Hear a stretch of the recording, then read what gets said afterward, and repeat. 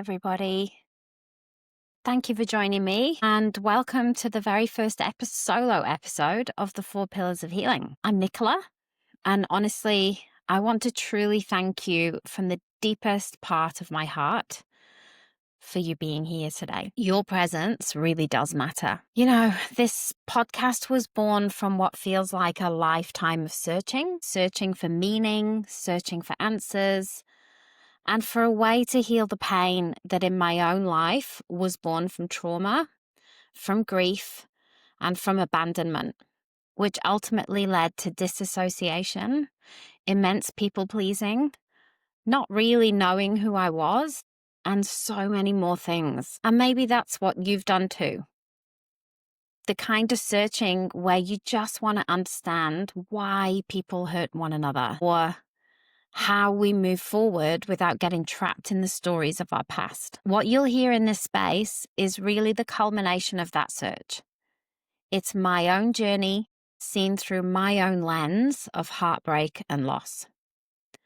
And the slow, tender transformation of that pain into something that feels like wisdom and now purpose. Along the way, I've tried things that have cracked me wide open, things that have fell completely flat.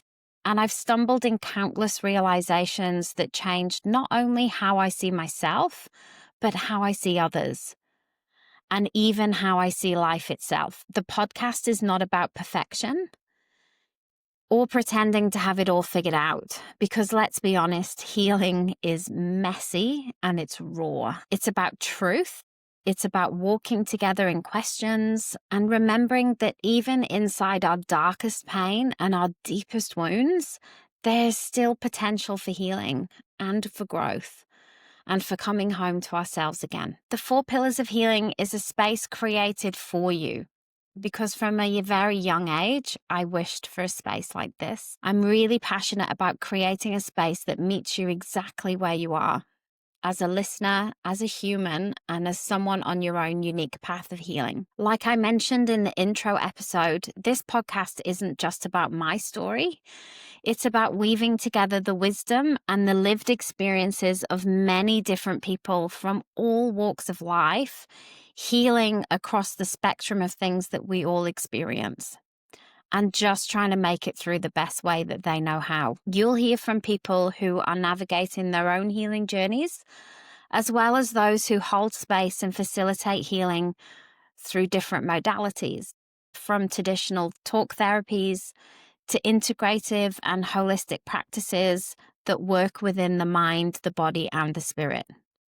Each person sharing from a space of what they have experienced and their personal way of moving through their own journeys. The conversations we have are very real, they are very raw, and they come from what's actually been lived, not from theory alone.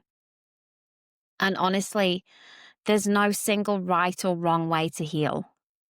We are all at different stages, moving at our own pace, and that's something that this podcast really honors. My hope is that as you listen, something in these conversations will resonate with you. Maybe a story that feels familiar, or a phrase that lights a spark, or a new perspective that opens a door you didn't even know was there. Because here, there really is truly something for everybody. So, that brings us to today's episode. A question that sits right at the heart of everything that we'll explore together throughout this podcast. What does it truly mean to heal? Healing is a word that we hear so often, but it carries a lot of weight, doesn't it? And if we're being honest, it gets thrown around very loosely at times.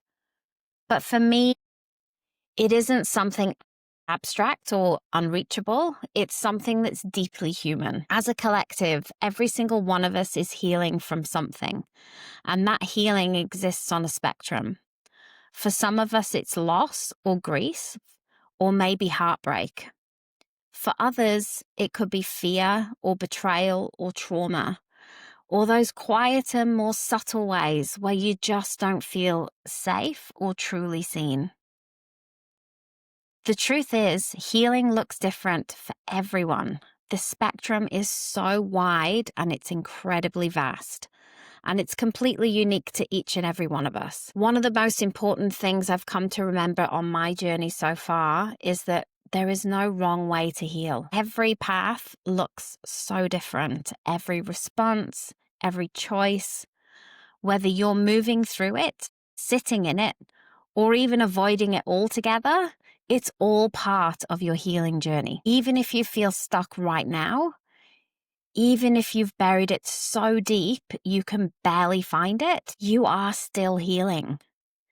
Because that too is still part of the process. Because healing isn't a destination that we arrive at one day and we just tick it off the list.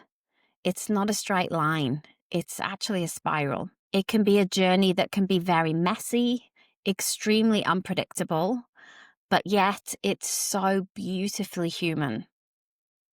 And sometimes that spiral brings us back to places we thought we'd already moved through, only to discover that there's a deeper layer or a new meaning, or maybe an invitation to integrate something that we hadn't before. Sometimes it can feel like taking 10 steps forwards to suddenly feel like you're going 20 steps backwards.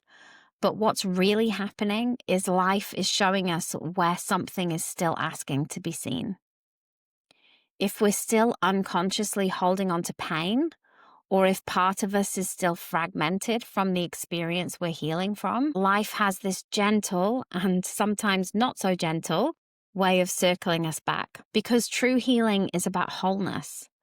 And whether we're avoidant or still holding on to something, whether that be consciously or unconsciously, we'll keep being given the opportunities to return to it, to meet it where it is and to heal it. And there's something really important I want to touch on here, whether it's the first time you're circling back or the 10th time, you do not need to relive your trauma in order to heal. That belief kept me stuck for such a long time. I lived through the deepest trauma of my life, and I can promise you, healing does not mean you have to re-enter the pain or re-wound yourself to heal.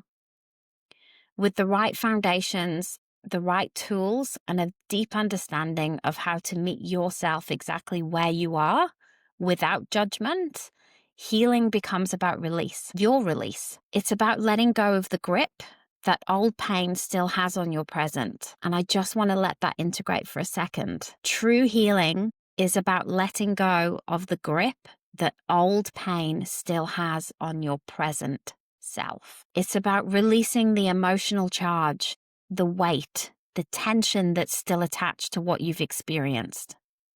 Because the truth is, the event itself will always be a part of your story.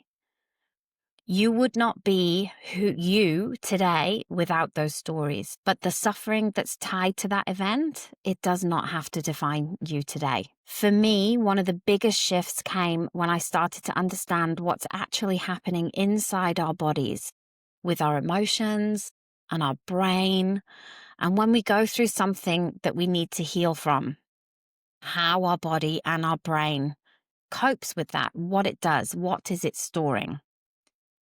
Because if we don't understand what's happening inside our body, how can we possibly know how to move with it or through it? When we go through something painful, whether it's trauma or deep grief, or moments where we feel unseen or unsafe, our whole body system responds. The body is always the first responder. It doesn't stop to analyze what's happening, it feels it. Your heart might start to race, and your breath might shorten, and your muscles might tighten, and then stress hormones flood your bloodstream. That's your nervous system saying, I've got to protect you, and I've got to keep you alive.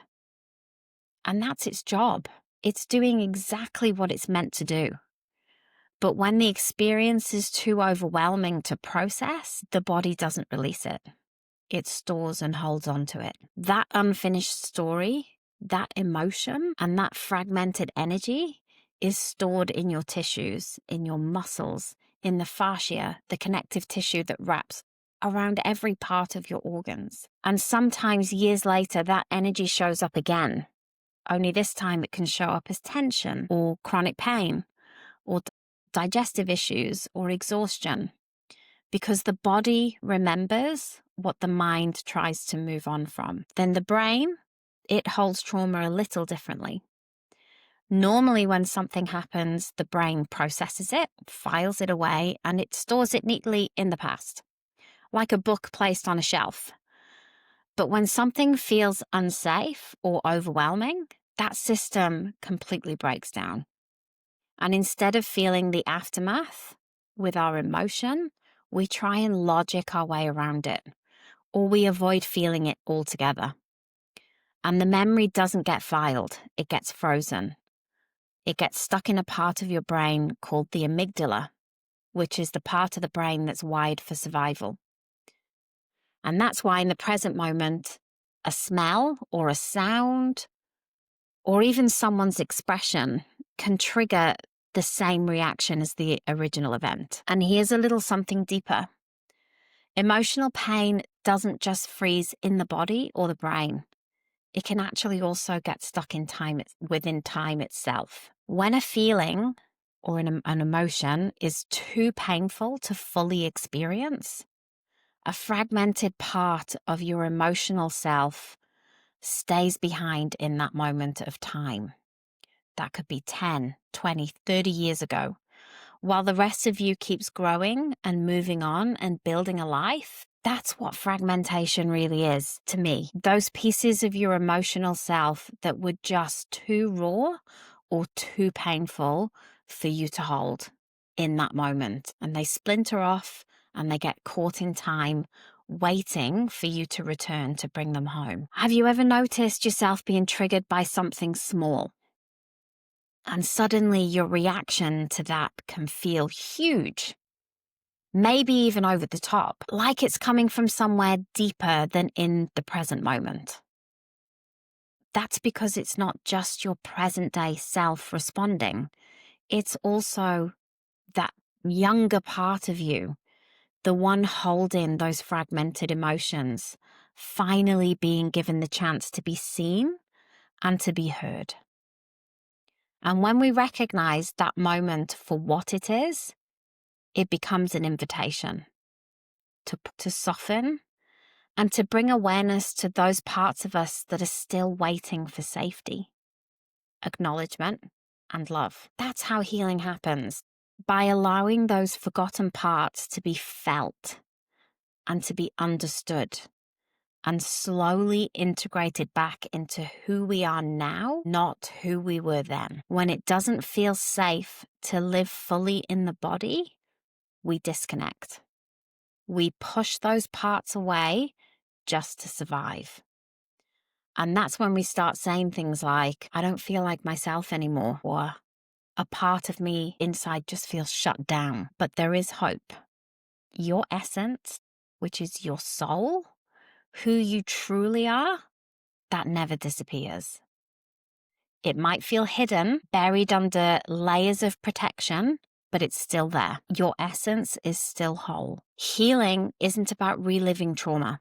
It's about circling back, recognizing those parts, releasing what the body has been holding on to, calming your brain, and gently welcoming those pieces of you back into the present moment. So, what does it truly mean to heal? For me, healing isn't about fixing what's broken, because you're not broken. Your soul is entirely whole, even in the places that feel tender. You are perfect, not because life's been easy, but because every chapter and every story has shaped you into who you are today. Healing isn't about becoming someone brand new either. It's about remembering who you already are, beneath all the pain and the conditioning and the protection. Healing is a process of reunion, calling home the parts of you that got frozen in time, that felt unsafe to stay. That shut down just to keep you alive. It's about gently bringing those fragments back into the wholeness of who you are. Healing is also about safety, not the kind where nothing bad ever happens again, but the kind that whispers, I can meet myself here. Because when the body feels safe again, the nervous system softens and all those cortisol hormones start to settle down in the body. When the brain learns it doesn't have to stay on high alert or in fight or flight, those loops of fear begin to ease. And when those pieces of you feel welcome back into your essence, your wholeness shines through again. Please remember, healing is not linear. It's not a straight line from broken to fixed. It is a spiral. Sometimes we circle back to places we thought we'd already healed, only to find a deeper layer and a new perspective or an invitation to integrate more fully. This doesn't mean you've gone backwards. It means that you're deepening. So to heal is to remember, to release what no longer belongs, and to restore connection to your body, your heart, and your essence. To walk yourself back home to yourself, piece by piece, moment by moment. Healing is a remembrance, it's a conscious process, and it's your wholeness returning. Thank you so much for being here with me for this very first solo episode of the 4 Pillars of Healing. I hope something in today's conversation has landed with you, or maybe offered a new perspective, or simply reminded you that you're not alone on this healing journey. If this episode has spoken to you in any way, I'd love for you to subscribe so you don't miss out on the ones to come. And if you feel called, please share it, because you never know who might need to hear these words today. Healing ripples outwards when we share it. In the next episode, we'll start to unfold the bigger vision behind this podcast. I'll be sharing where the 4 pillars came from, what they are, and why they matter. Think of it as a map for the journey ahead. Stages of healing that gently guide us back to ourselves. We'll explore why the order of these stages are important and how each pillar is a doorway into remembering who you truly are. Until then, take gentle care of yourself and remember, you are not what happened to you. You are who you are because it happened. You are whole and you are healing. Thank you.